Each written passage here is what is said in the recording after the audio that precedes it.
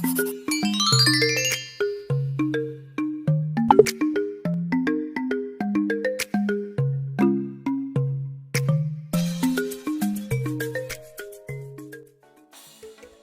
guys! Welcome again to my channel. For today's video ipapakita ko sa inyo kung paano mag-withdraw dito sa ECNL. Kung hindi ka pa member ay chance mo na ngayon sumali. Just comment below kung gusto mong sumubok. Sa mga hindi pa po naka-subscribe ay mag-subscribe na sa YouTube channel ko para palaging updated sa mga videos ko. Mag-umpisa na tayo.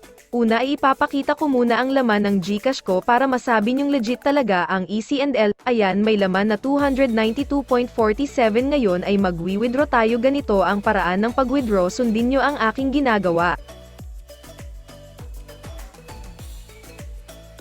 Mag-open o mag-login sa iyong ECNL account.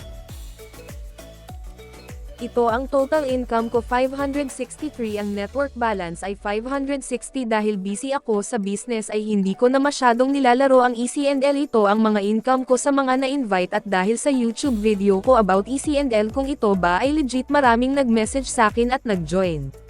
Kahit hindi ko man napansin ang mga laro neto ay nakapag-income ako dahil sa invite.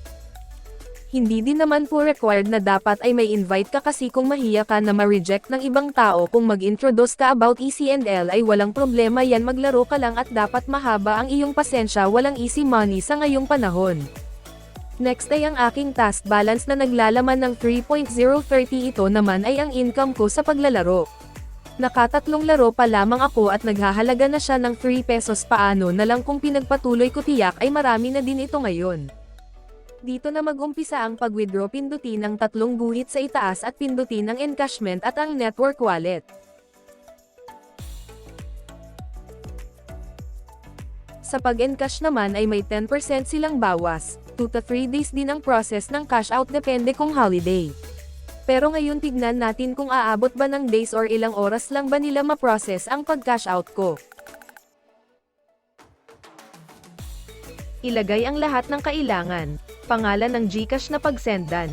Akin kasi ay pangalan ng mother ko dahil wala pa naman akong valid ID para ma-verified ang aking GCash. Sa email address naman ay automatic na dahil pag open mo pa lang ng account ng ECNL ay magbibigay ka na ng email address. Sa contact number naman ay ang GCash number na pagsendan. Kung hindi naman po GCash ang sendan nyo ay ang e-wallet number ng account nyo ang ilalagay. May mga savings account nga po pala tayo na pwede ma-withdrawhan: GCash, Maya, Cebuana, Smart Padala, at Palawan.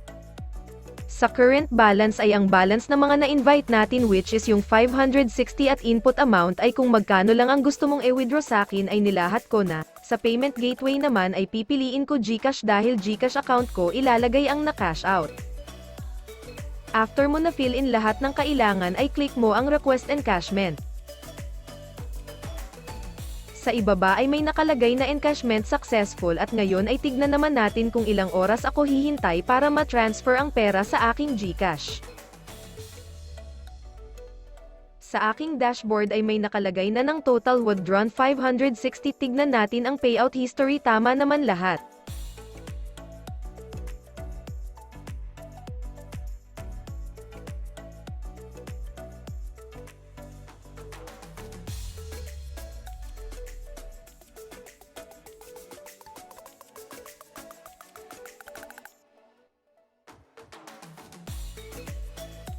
May nag-message na sa akin, yes, ang GCash na galing sa ECNL ang aking natanggap. Tignan natin sa GCash account ko kung nadagdagan na ba talaga. 504 na lang ang nakuha ko sa 560 kasi nga may less 10%. Nakuha ko ang withdraw ko sa 4 hours and 19 minutes lang. Always remember, morning lang po ang withdraw process, kaya after lunch is cut off na po. Ayan, at nadagdagan din ang aking GCash. Salamat sa iyo ECNL, sobrang laki ng tulong nito sa akin.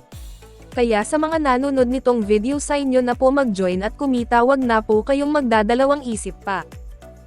Thank you for watching mga ka-LHD. Just comment below kung may mga tanong ka or gusto mo magpa-shoutout. Kung nagustuhan mo ang video na ito, please like and subscribe po ako sa YouTube channel ko. Maraming salamat, sa susunod na video ulit.